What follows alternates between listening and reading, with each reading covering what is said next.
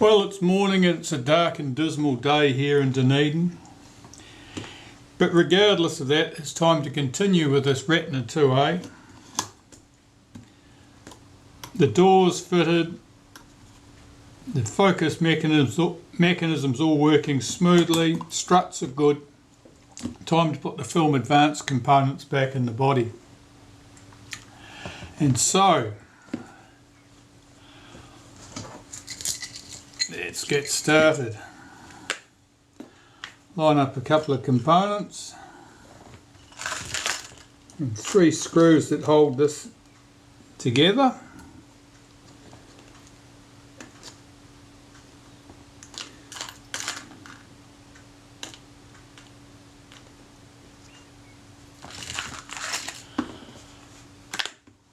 Pop this to one side. Where's my advanced shaft?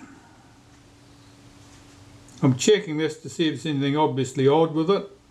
First thing I notice is that the return spring here, that's normally a sharp right angle bend on that spring. That's got quite a curve to it. Suggests somebody's done something to that. Perhaps the end was snapped off and they've shortened it. The other thing I'm looking for here is the state of the shaft here. You'll see the squared off end at the shaft. That's quite thin because it's got an M3 screwed threaded hole down the middle of that. There's not much meat left there. If somebody, heavy-handed person, forces the film advance lever, keeps pushing it forward even when it's reached a stop, what happens is that this shaft twists. And it twists at this point. And that can make for problems getting the film advance lever to return to the rest position. What happens is that you move your film advance lever to the end of its stroke as far as it will move forward, but because of the twisted shaft, the shaft doesn't rotate quite so far. And because the shaft doesn't rotate quite so far, the cam on the shaft further down doesn't rotate far enough for the interlock to release and allow the lever to return to the rest position. This one, I can see a hint of distortion on it, but it's by no means likely to be causing me a problem. But that's something to be aware of. And here, that spring, that would have been a relatively sharp right angle bend on that spring originally, and it's not. It's possible someone has twisted that shaft in the reverse position. That would certainly distort that spring. We're never going to know. So I'm just going to lubricate this. I'm using graphite grease here. So I normally pull that up, get some graphite grease on that shaft. And above this, I can see scars in the shaft at this point where the last coil of the spring has effectively been pulled into it.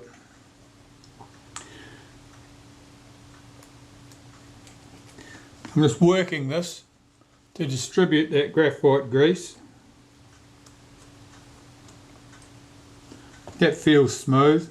I'll run a bit into the spring itself. That's done. We can fit this into the camera body. Got our film take-up spool, that's all cleaned. The metal bush goes into the bottom of that. That can slide into the cavity.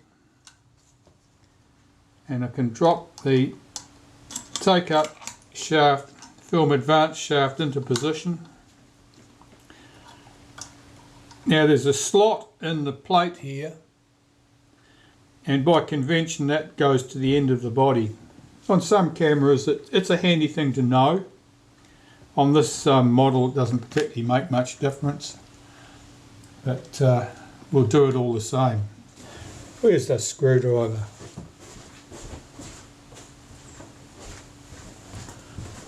That's better.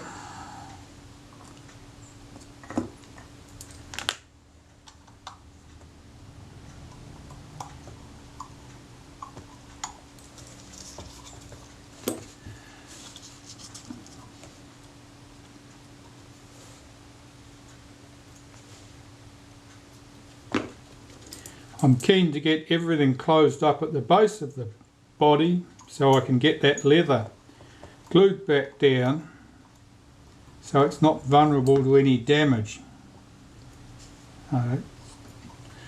Too easy to catch a loose piece of leather like that on something and tear it. You don't want to tear it.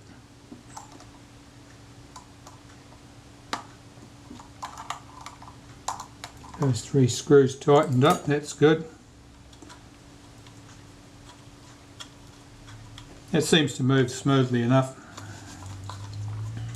Just open that front up so the camera will support itself. Next up, the lock lever for the rewind button.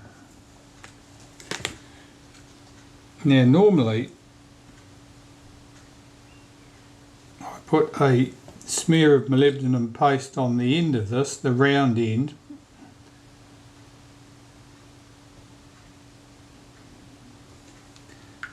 and you don't need much molybdenum paste. Goes on there. The return spring.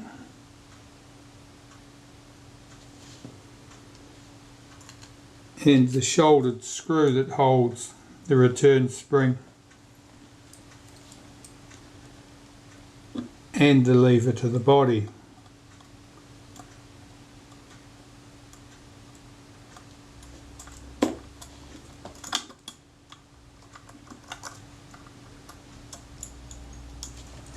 That's good. Tighten that up.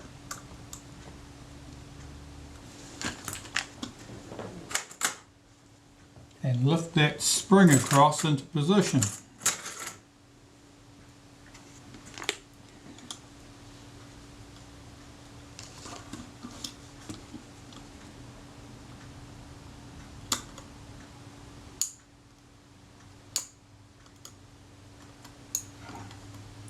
Of course, well lubricated tweezers are not a handy thing for grabbing things with. Yeah, that's done. So you can see that's sprung loaded now. So our take-up spool, the sprocket shaft rather. The sprocket can go in there, film sprocket. Checking the state, that's a little bit scarred at the top there. Not sure what's happened there. I think that'll be alright. Sometimes it's difficult to know what has caused damage. Damage that's been caused by some part of the mechanism not working correctly is something to be very concerned about because it may be an ongoing problem. Damage that's been caused by somebody taking the camera apart using the wrong tools or the wrong techniques, or just being clumsy with screwdrivers, is a different matter altogether. Get this shaft lined up, that's better. And I've got to pull this tab back out of the way so it can come all the way through. I'll just close up the front of the camera again. I want the camera to lie flat because I need to pick up the hole in the shaft of the sprocket shaft and put its drive dog screw in place.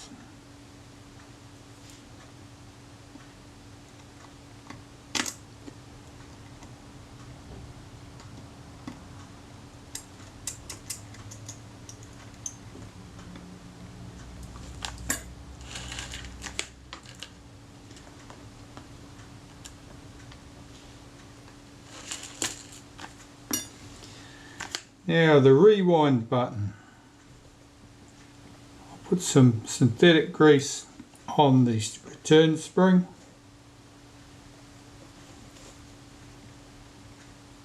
Put the spring in the washer on the button and screw that into place on the bottom of the sprocket shaft. And here I'm just rotating the sprocket shaft while I hold the button still. Now I can tell that that's better. Sometimes it'll bind up on the washer, won't pass through the middle of the washer, and then obviously it wouldn't work. That's good. I'll hold that with my special pliers, just tighten that up. That's our sprocket shaft in position. Let's open the front of the camera so it'll hold itself up again.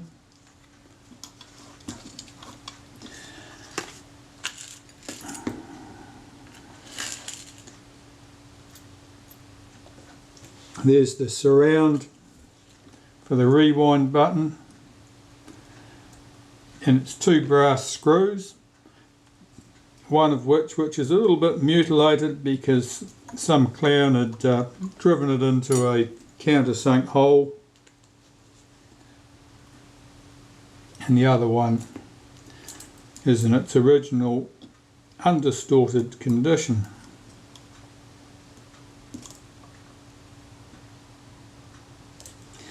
That's not the end of the world. Now, looking in at this shaft here, I'm just making sure that there's a little bit of lubricant on all of those lobes. Those lobes, as you turn the film advance, as the film advance rotates, they hit this thing, which releases the rewind button. So when the rewind button's clicked in, it allows you to rewind the film, and as soon as you load a new film and you swing the film advance, the lobe comes round, pushes that, releases this, and the rewind button is reset back to normal, or the advanced position. 3 steel screws hold the tripod bush to the bottom of the camera.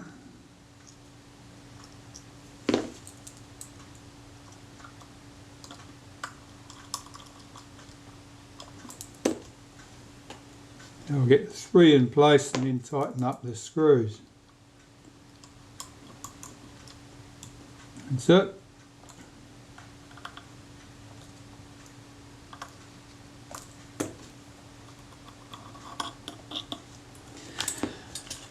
Now the leather can be glued back in place. So I'm just making sure that the surface is clean, or grease free at least, with a bit of naphtha on a cotton bud.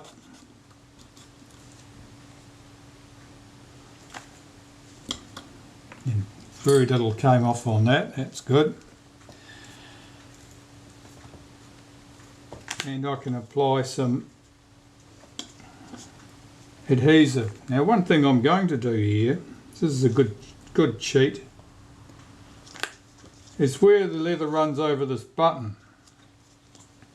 It's inclined to pick that up if the glue goes there, so I'll just wipe around the inside of that hole with a bit of synthetic grease.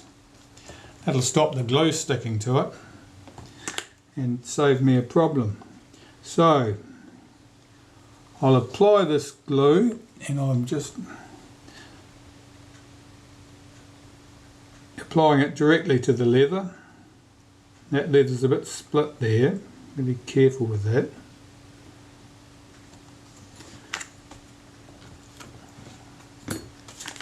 And spread that out carefully.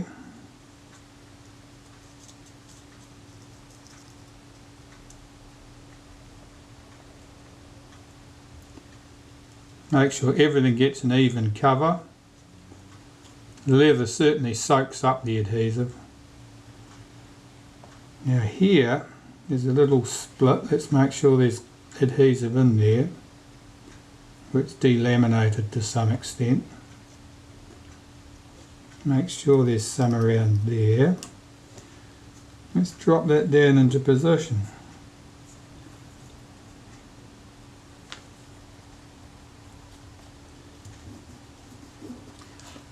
And you might recall there was a cut at this point. That cut has completely disappeared. The leather is all stuck back down firmly. There's no sign that there was ever a fault there.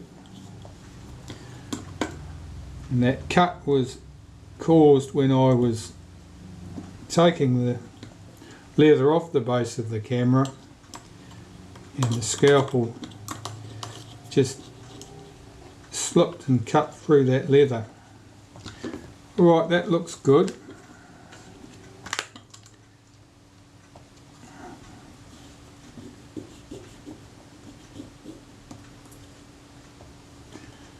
You'll probably find that the leather never goes down entirely flat, and that's probably due to it being slightly stretched. Leather stretches easily and it doesn't return to its original shape.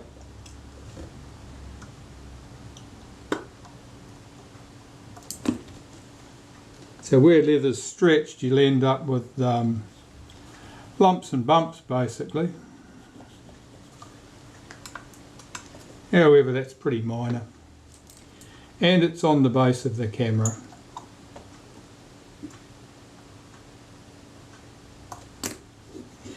And it's 65 or more years old, so what do you expect? There we go, so that's the base of the camera closed up. Minor cut in that leather, completely disappeared. Leather's nice and stable, that's not going anywhere. And I can continue with the top of the camera. Well, for no reason in particular, I'm going to start with the rewind shaft. So I'll take some synthetic grease and lubricate the bush.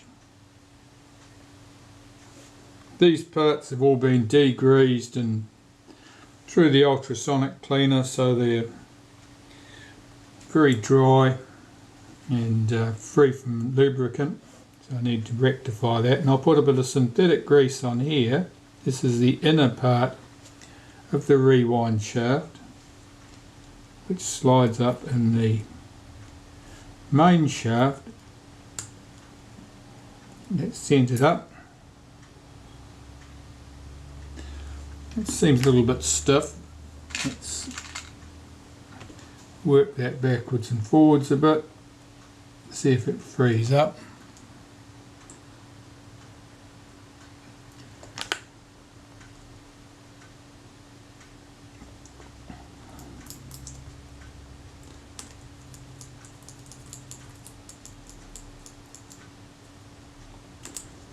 This is where this section slides up.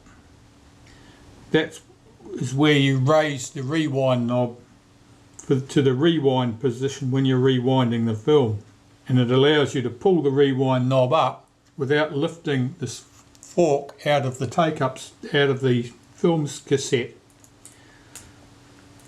Some people don't realise that. They pull the thing all the way up and then wonder why they can't turn the film, and of course it's because this is no longer engaged with the cassette.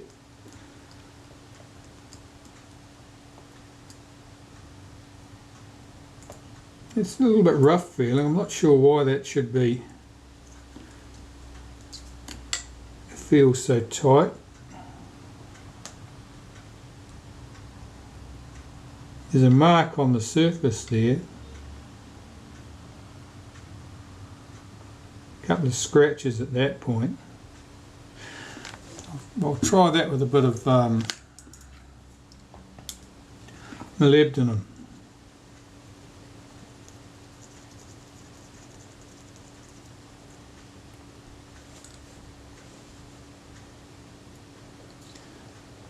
There's a spring on this inner to provide a circular spring to provide some controlled friction, otherwise the rewind knob would just flop up and down.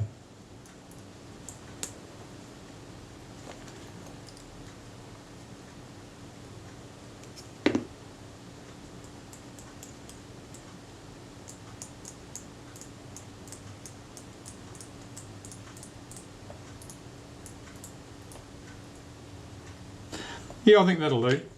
Right, put that in its bush.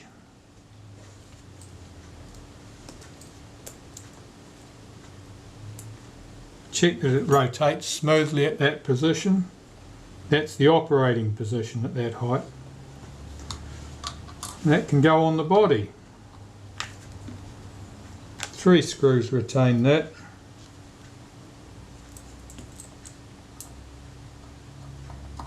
Countersunk screws, steel, the same as held the tripod bush on the base of the camera, except these ones don't show traces of adhesive, unlike the ones that came from the base of the camera.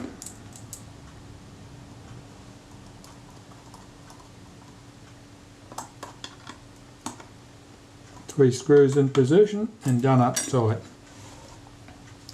That's good. The clutch, I have to assemble the clutch. I'll zoom you in a bit.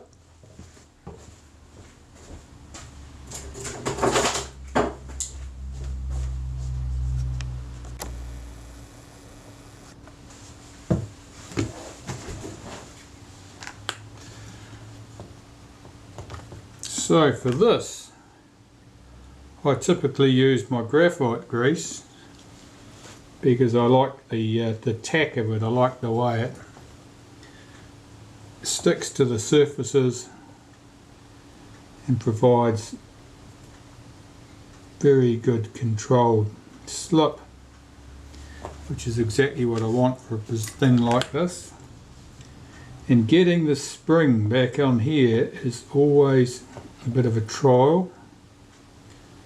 Fits in one position, there's a little tab on that spring, fits into that slot, and using this pair of crimp lug pliers with nice rounded ends, I can hold that in position, rotate that to pull the spring all the way in, slide the outer down over the top, and there is our clutch assembled and ready to go back in the camera. I'll zoom you back out.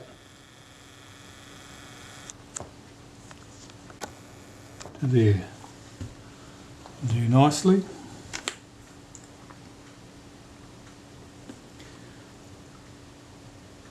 Some synthetic grease on the centre there. Drop that into position. Rotate it till it drops into the take-up spool, into the slots in the top of the take-up spool. Here we have the bush from the top of the film advance, so I want a smear of grease on the inside there. We got two lots of gears, here and here, so I'm putting a blob of grease on those, and then I'll force them in like this, which just creates a little bit of a hydraulic pressure probably, and packs that grease into those wheels.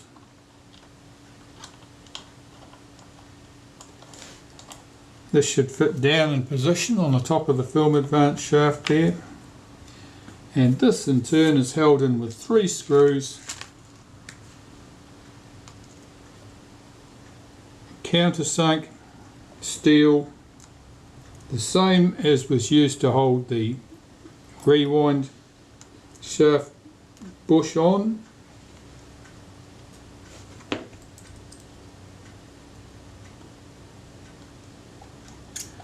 To get the 3 screws started.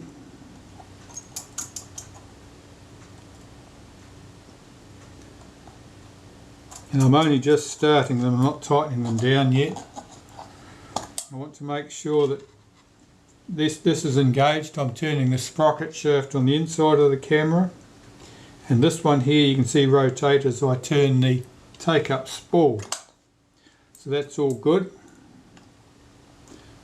I can do up those 3 screws.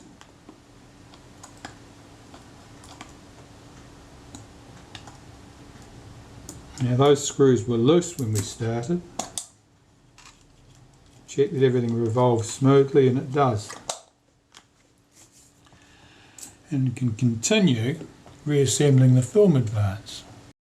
I'll start here with this gear. let's put a bit of synthetic lubricant in the centre of that where it revolves around the bush. I'll put a touch on that gear too at the bottom. That'll distribute around the teeth of these gears. You can see how the sprocket, I'm turning the sprocket shaft internally now, and you can see how that is coupled through the gears and through this gear here, and that's actually driving the take-up spool inside, but only via the clutch. So it's not a hard connection. If I hold this firmly with my finger to stop it turning, I can rotate the sprocket shaft and the take-up spool doesn't follow. If I take my finger off there, it will. That's the clutch slipping as it's designed to do. Now here we've got a little ratchet which stops the film advance from backing up at that point.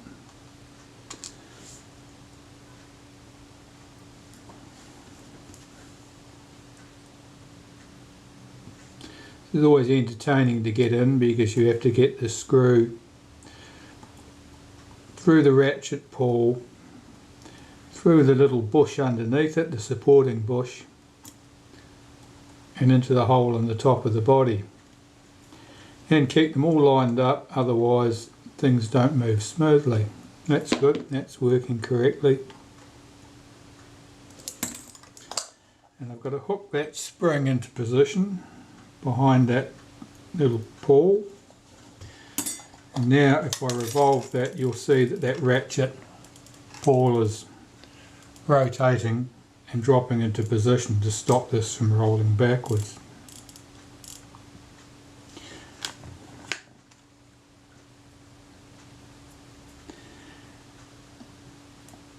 I put a very, very light smear of synthetic grease on that component. You do not want that gobbed up with grease because otherwise it will stick, and if it sticks the film advance won't work because parts won't move smoothly through their action. And the little gear that goes on top of that, this cam here, has ratchet teeth on the bottom surface and the top surface. I'm just putting a bit of grease on the bottom surface because it's hard to get to otherwise.